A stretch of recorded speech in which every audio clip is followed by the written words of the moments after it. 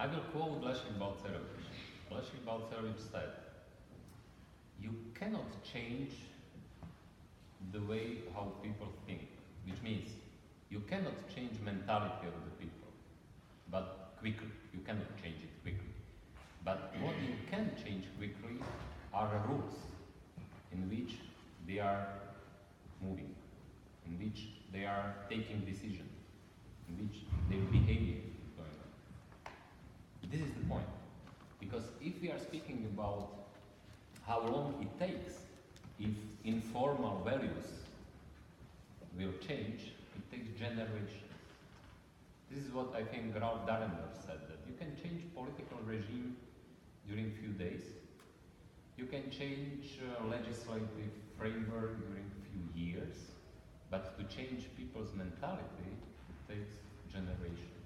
Which means he said, if I remember correctly, he said 3 days, 3 years, 30, 40. Which means this is one of the most complicated legacy what we have. I mean, we in Slovakia as well. And I tried, because I like some institutional economy approach. Institutional economy approach means that it is very important. The most important is institutional framework that is shaping people's behavior. But this institutional framework means formal institutions and also informal institutions.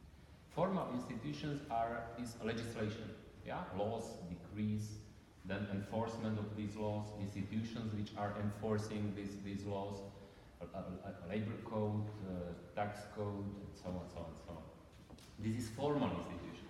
But informal institutions are voluntarily shared values and principles which people respect, not because it is written in the law that it is not good and not nice to steal money or to tunneling the company, but because they are convinced that it is incorrect and they will not do it, even if it will be not written in the formal rules that it is wrong. But what we have, the problem, we lived during generations in such formal rules that actively destroyed our informal rules. And I used in this regard, usually when I did lectures in the US, I tried to explain US auditorium why it is such complicated to do these reforms in our part of the world. I use this comparison, which I think is very illustrative. It was in 90s, which means I said, imagine one concrete person, 90 years old person, somewhere in the middle of Slovakia. This person, during his life, lived in 5 different regimes and 7 different states. If you compare, because we had monarchy, then we have parliamentary democracy market economy, then we had fascist state, then we have again, for 3 years, parliamentary democracy, then we had communist state, and now we have again parliamentary democracy, and even Czechoslovakia was divided, which is mess. In comparison, American 90 years old person lived all his life, for generations they are living in the same formal rules and conditions of the parliamentary democracy and market economy. Of course, that this legacy of these, especially regimes, which are based on the totalitarian rules, on the fighting against freedom and against values, have to destroy these informal rules.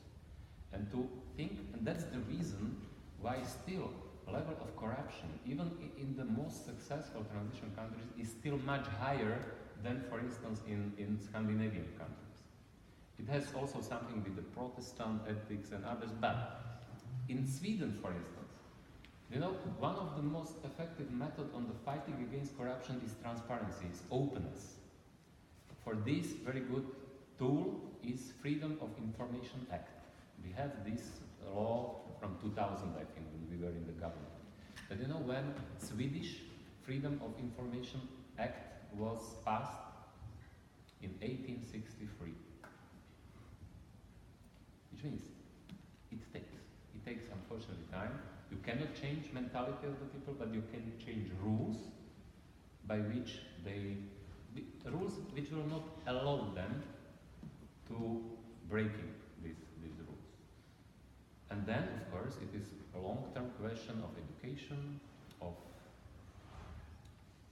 imposing new values, of the pressure of the media, pressure of the civil society, NGOs, and all these things. And this is what I consider very positive in Ukraine.